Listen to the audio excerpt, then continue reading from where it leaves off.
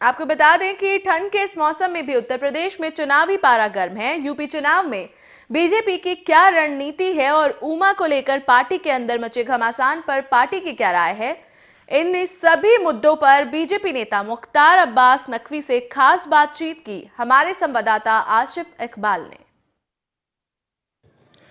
नमस्कार, UP news में आपका स्वागत है। मैं हूं आसिफ इकबाल। आज जो शख्सियत मेरे साथ हैं उनके बारे में सिर्फ यही कह सकते हैं कि मुतमईन हूं मैं अपने दरख्तों से कि तूफान आएगा और चला जाएगा।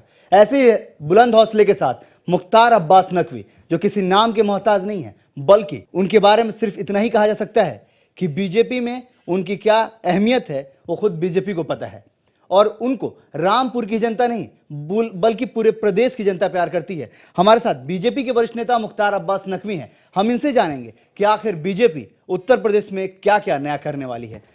मुख्तार अब्बास नकवी साहब, आपका स्वागत है यूपी न्यूज में। सबसे पहले ये कि यूपी में क्या होने वाला है? देखिए, उत्तर प्रदेश में 4 कॉर्नर कंटेस्ट है। एक तरफ बीजेपी है और दूसरी तरफ सपा, बसपा और कांग्रेस का गठबंधन।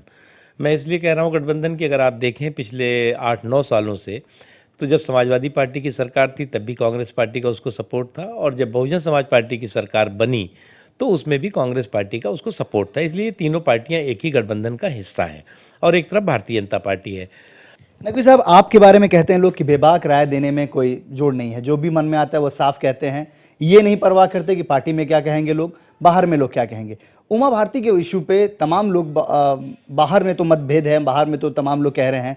आज एक नया बयान आया कि कलराज मिश्रा जी की तरफ से भी, अब वो स्लिप ऑफ टंग हो या जो भी हो, लेकिन राजनीति में आप समझते हैं कि हर वो मुद्दा इस वक्त चुनावी मुद्दा बन जाता है जो कहीं ना कहीं से निकला हुआ है। देखिए, उत्तर प्रदेश में कलराज जी एक बहुत ही तपे तपाए, बहुत ही वरिष्ठ लीडर हैं। राजनाथ सिंह जी, कलराज मिश्रा जी, सुप्रताप शाही, विनय कटियार, एक लंबी श्रृंखला है जांचे परखे और खरे नेताओं की। उमा जी का भी एक अपना महत्व है, अपना कद है, और मुझे लगता है कि उत्तर प्रदेश के चुनावी समर में उमा जी का आना भारतीय जनता पार्टी के लिए फायदे का सौदा है और भारतीय जनता पार्टी को फायदा करेगा। इंटरनल सोर्सेज की बात करें, अगर ये बात होती है कि हमेशा हर पार्टी अपनी अपनी सर्वे कराती है, क्या है सर्वे में? देखिए, सर्वे में जो सर्वे हमने कराया है वो उसमें 288 सीट्स ऐसी हैं उत्तर प्रदेश की जिस पे भारतीय जनता पार्टी मतदाताओं की पहली पसंद है। हमें उस पसंद को वोटिंग मशीन तक ले जाना है। उसके लिए हमारे पास जो है बहुत ही तपे तपाए कार्यकर्ताओं की एक लंबी फौज और टीम है जो काम कर रही है।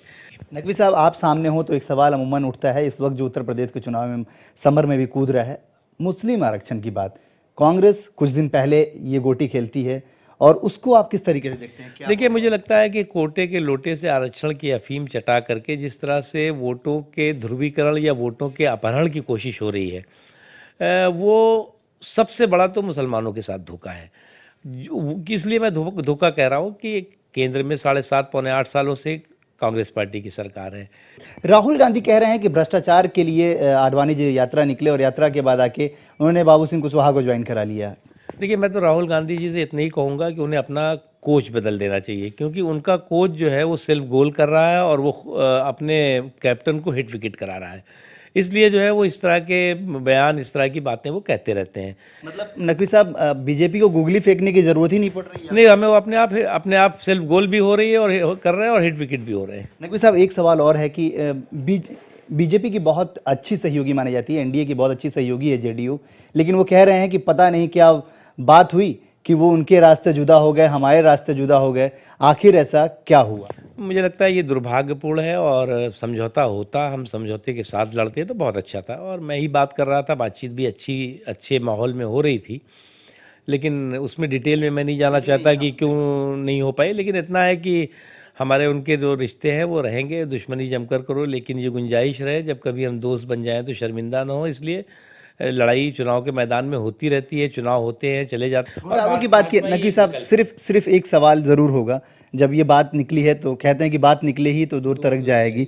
नकवी साहब, आखिर कहीं ना कहीं सब में चूक होती है, कहीं ना कहीं कमियां सभी में होती। क्या आप मानते हैं कि बाबू सिंह कुशवाहा पार्टी की वो परामर्शदाती है, ये कहें कि जिन लोगों ने ले आए उनको पार्टी में, जो लोग लाने में समझते हैं, उनको कहीं ना कहीं से कुछ सोचना? देखिए, मुझे लगता है कि सियासत में मिस कैलकुलेशन भी होता है, और अगर आपका मिस कैलकुलेशन किसी चीज़ में हो जाए और समय रहते उसमें सुधार हो जाए तो मुझे लगता है वो देर आए दुरुस्त आए की स्थिति होती है, और अगर कहीं पर जो कोई मिसकैलकुलेशन हो गया था तो उसको हमने सुधार लिया है।